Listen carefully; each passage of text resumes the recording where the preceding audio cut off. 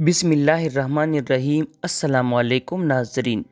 یہ ایک ہاتھ لمبا ایک ہاتھ چوڑا چوکور پتھر تھا جو ہمیشہ حضرت موسیٰ علیہ السلام کی جھولی میں رہتا تھا۔ اس مبارک پتھر کے ذریعے حضرت موسیٰ علیہ السلام کے دو معجزات کا ظہور ہوا جن کا تذکرہ قرآن مجید میں بھی ہوا ہے۔ پہلا معجزہ، اس پتھر کا پہلا عجیب کارنامہ جو در حقیقت حضرت موسیٰ علیہ السلام کا معجزہ تھا، وہ اس پتھر کی دانشمندانہ لمبی دوڑ ہے، اور یہی معجزہ اس پتھر کی ملنے کی تاریخ ہے۔ اس کا مفصل واقعہ یہ ہے کہ بنی اسرائیل کا یہ عام دستور تھا کہ وہ بالکل ننگے بدن ہو کر مجمع عام میں غسل کیا کرتے تھے، مگر حضرت موسیٰ علیہ السلام گو کہ اسی قوم کے ایک فرد تھا اور اسی ماحول میں پھلے بڑھے تھے، لیکن خداوند قدوس نے ان کو نبوت و رسالت کی عظمتوں سے سرفراز فرمایا تھا، اس لیے آپ کی عصمت نبوت بلا اس حیات سوز بے غیرتی کو کب گوارا کر سکتی تھی۔ آپ بنی اسرائیل کی اس بے حیائی سے سخت نالا اور انتہائی بیزار تھے، اس لیے آپ ہمیشہ یا تو تنہائی میں یا تہبند پہن کر غسل فرمایا کرتے تھے۔ بنی اسرائیل نے جب یہ دیکھا کہ آپ کبھی بھی ننگے ہو کر غسل نہیں فرماتے تو ظالموں نے آپ پر بہتان لگا دیا کہ آپ کے بدن کے اندرونی حصے میں یا تو برس کا سفید داغ یا کوئی ایسا عیب ضرور ہے کہ جس کو چھپانے کے لیے یہ کبھی برہنہ نہ ہوتے، اور ظالموں نے اس تہمت کا اس قدر اعلان اور چرچا کیا کہ ہر کوچہ و بازار میں اس کا پروپیگنڈا پھیل گیا۔ اس مکروہ تہمت کی سازش کا حضرت موسیٰ علیہ السلام کی قلب نازک پر بڑا صدمہ رنج گزرا اور آپ علیہ السلام بڑی کوفت اور اذیت میں پڑ گئے۔ تو خداوند قدوس اپنے مقدس کلیم اللہ کے رنج و غم کو بھلا کب گوارا فرماتا اور اپنے ایک برگزیدہ رسول پر ایک عیب کی تہمت بلا خالق عالم کو کب اور کیوں کر اور کس طرح پسند ہو سکتی تھی۔ ارحم الراحمین نے آپ کی برات و بے عیبی ظاہر کر دینے کا ایک ایسا ذریعہ فرمایا کہ دم زدن میں بنی اسرائیل کے پروپیگنڈوں اور ان کے شکوک و شبہات کے بادل چھڑ گئے، اور آپ علیہ السلام کے براحت اور بے عیبی کا سورج آفتاب علمتاب سے زیادہ روشن و آشکار ہو گیا۔ اور وہ یوں ہوا کہ ایک دن آپ پہاڑوں کے دامنوں میں چھپے ہوئے ایک چشمے میں غسل کے لیے تشریف لے گئے، اور یہ دیکھ کر کہ یہاں دور دور تک کسی انسان کا نام و نشان نہیں ہے، آپ علیہ السلام اپنے تمام کپڑوں کو ایک پتھر پر رکھ کر اور بالکل برہنہ بدن ہو کر غسل فرمانے لگے۔ غسل کے بعد جب آپ علیہ السلام لباس پہننے کے لیے پتھر کے پاس پہنچے تو کیا دیکھا کہ وہ پتھر آپ کے کپڑوں کو لیے ہوئے سرپٹ بھاگا چلا جا رہا ہے۔ یہ دیکھ کر حضرت موسیٰ علیہ السلام بھی اس پتھر کے پیچھے پیچھے دوڑنے لگے کہ سوبی ہجر، یعنی اے پتھر میرا کپڑا، اے پتھر میرا کپڑا، مگر یہ پتھر برابر بھاگتا رہا،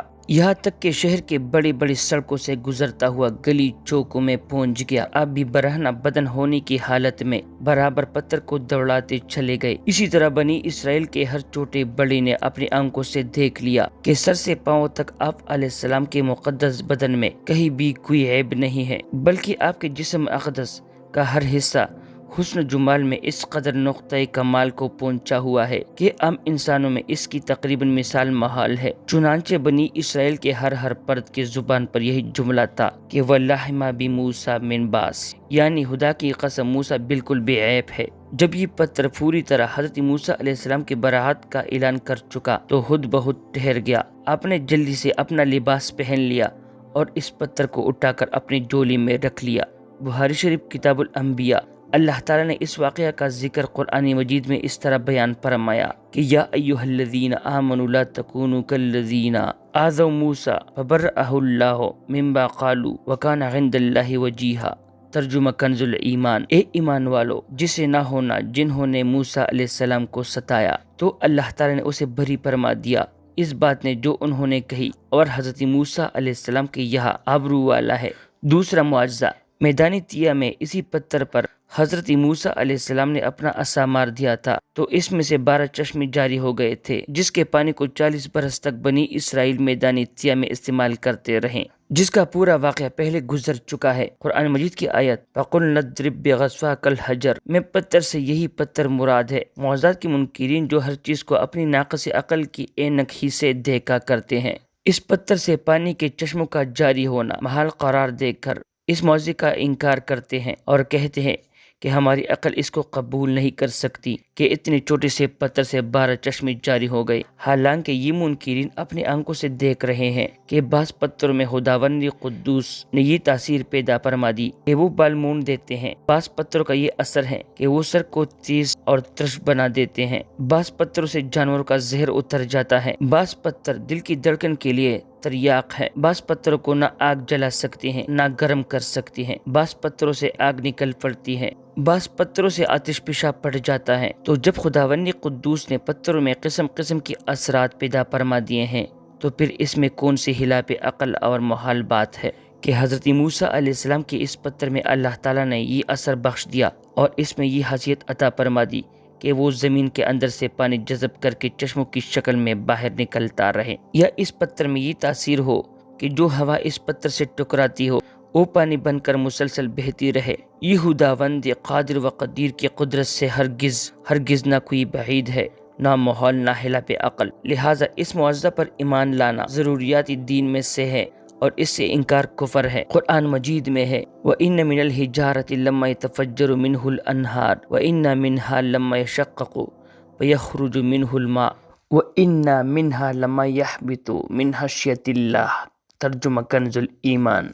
اور پتھر میں تو کچھ وہ ہے جن سے ندیاں بہہ نکلتی ہیں، اور کچھ وہ ہے جو پھٹ جاتے ہیں تو ان سے پانی نکلتا ہے، اور کچھ وہ ہے کہ اللہ کے ڈر سے پڑتے ہیں۔ بہرحال پتھروں سے پانی نکلنا یہ روزانہ کا چشم دید مشاہدہ ہے، تو پھر بلا حضرت موسیٰ علیہ السلام کے پتھر سے پانی کے چشموں کا جاری ہو جانا کیوں کر خلاف عقل اور محال قرار دیا جا سکتا ہے۔ اللہ تعالیٰ کے پیارے نبی حضرت موسیٰ علیہ السلام انتہائی شان و شوکت والے نبی ہے۔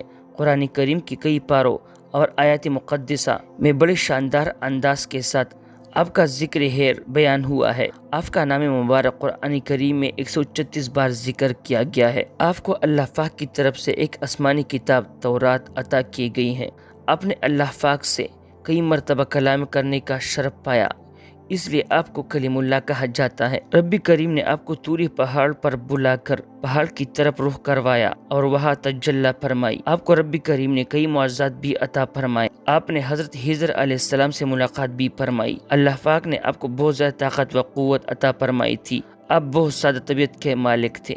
نبی کریم صلی اللہ علیہ وآلہ وسلم نے آپ کو اپنی قبر میں نماز کی حالت میں ملاحظہ فرمایا تھا۔ آپ نے معراج کی رات حضور پاک صلی اللہ علیہ وآلہ وسلم کی امامت میں نماز پڑھنے کی شہادت پائی تھی۔ امت محمدیہ پر آپ کا ایک بہت بڑا احسان یہ ہے کہ معراج کی رات آپ کی بدولت 50 نمازیں کم ہو کر 5 رہ گئیں۔ آپ نے اپنا عصا پتھر پر مارا تو اس میں سے 12 چشمے بہ نکلے تھے۔ آپ نے دریائے نیل پر اپنا عصا مارا تو اس میں 12 سڑکیں بن گئے تھے۔ آپ ہی کی بدولت بنی اسرائیل پر آسمان سے من و سلوہ اترا تھا۔ من شہد کی طرح ایک قسم کا حلوہ تھا، اور سلوہ بنی ہوئی بٹھیرے۔ آپ کی نافرمانی کرنے کے سبب بنی اسرائیل پر جب بھی کوئی عذاب آتا تو وہ آپ ہی کو مدد کے لیے پکارتے۔ آپ انتہائی حسین و جمیل تھے۔ اللہ تعالی نے آپ کو بے عیب پیدا فرمایا اور آپ کے بے عیب ہونے کی گواہی ایک پتھر سے دلوائی۔ پیارے دوستو، ویڈیو اچھی لگی ہو تو لائک کریں اور اپنے دوستوں کے ساتھ بھی شیئر کریں۔